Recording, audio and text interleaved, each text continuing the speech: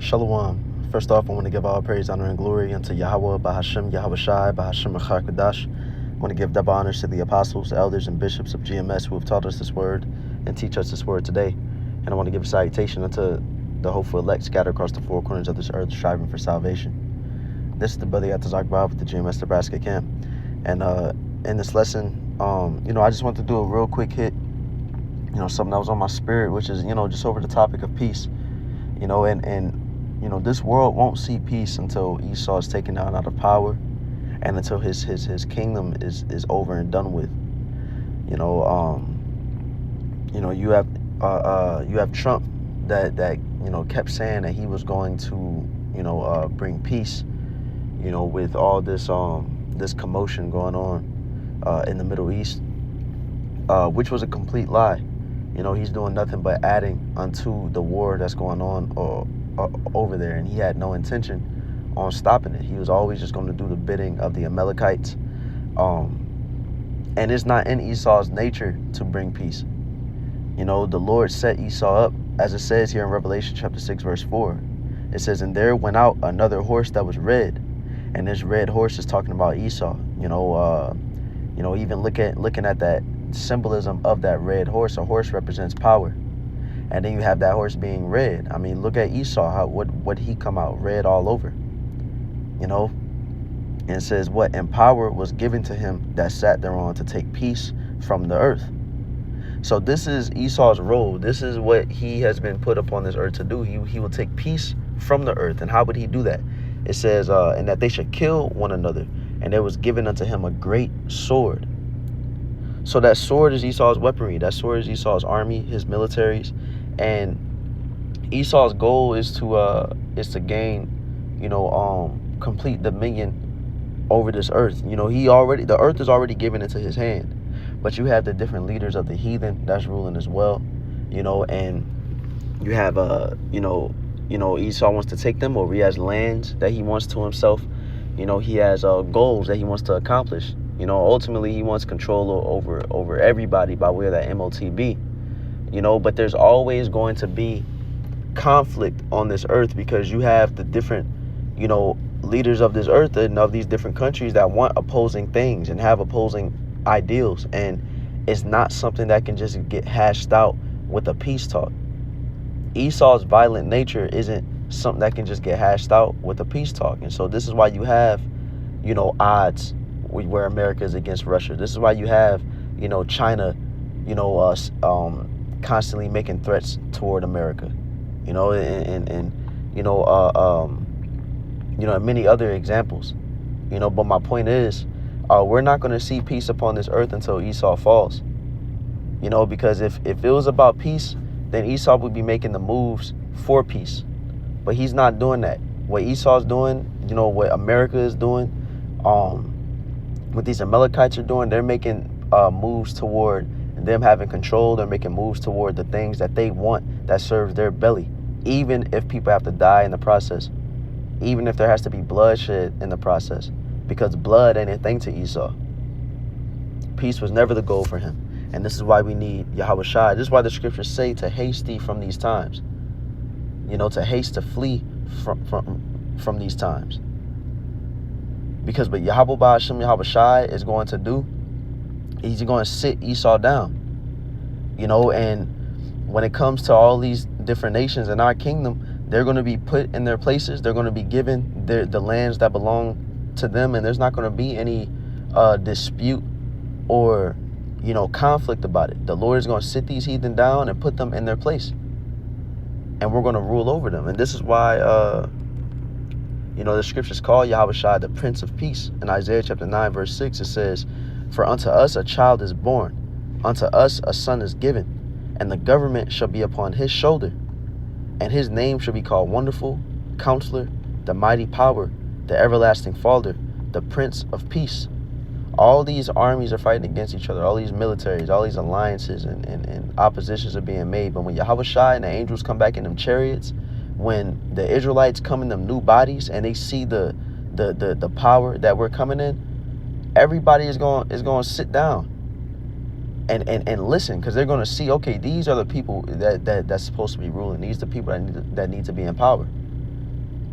You had the IUIC coming out with a doctrine for a while that in the kingdom, that, you know, after a period of time, that the heathen is going to wake up, you know, or Esau is going to rise up and try to fight against us in our kingdom. That's a lie. The heathen wouldn't dare try to fight against us in our kingdom, because they're going to see the immense power that's going to be given unto us. That alone is going to stop all war, stop all violence. When you have somebody on that level of power that comes in and starts delegating and starts telling people what's what, why would a person try to rise up? You know?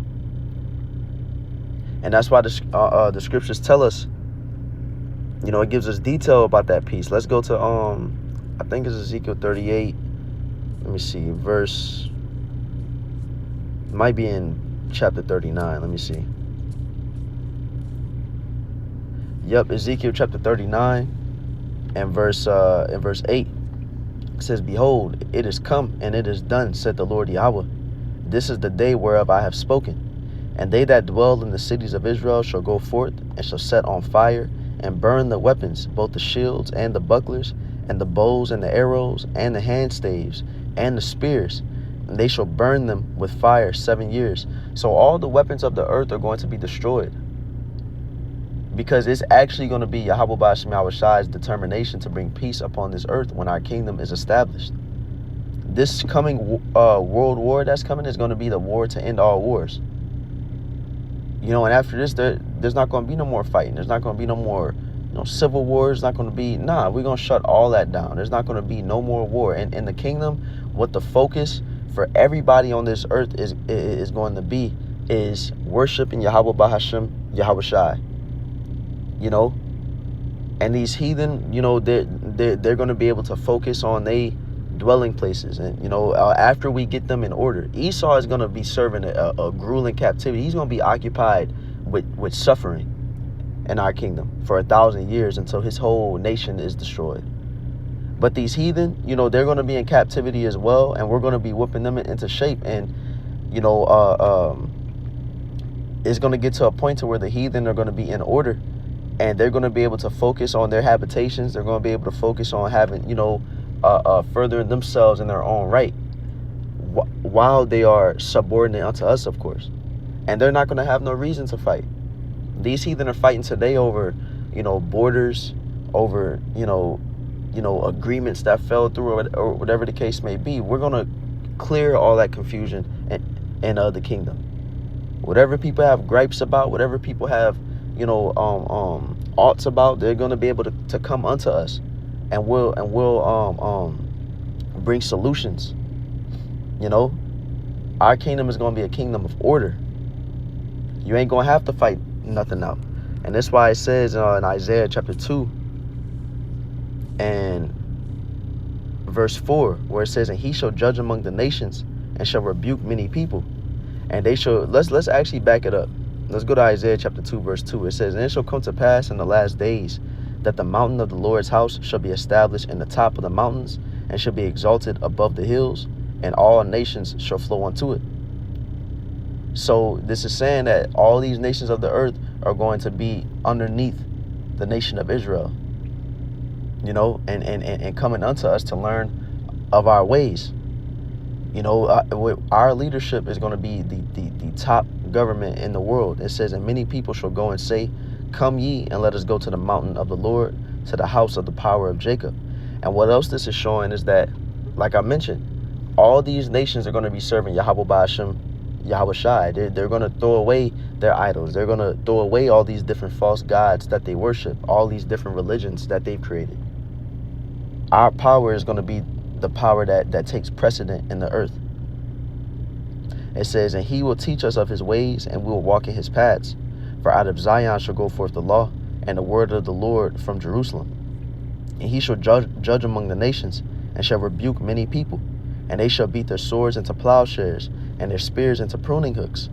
So it's saying that those, you know, it's showing imagery of weapons of war being turned into weapons of, not weapons, but tools of agriculture and farming. What that's symbolic of is that there's not going to be, in the kingdom, there's not going to be no calamity and fighting no more. It's going to be a time of peace where people can cultivate, where people can build, people can further their lineages and just not have to worry.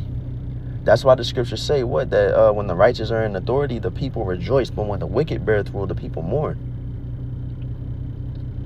Because the state that Esau got the earth in right now, everybody's fighting, everybody's dying.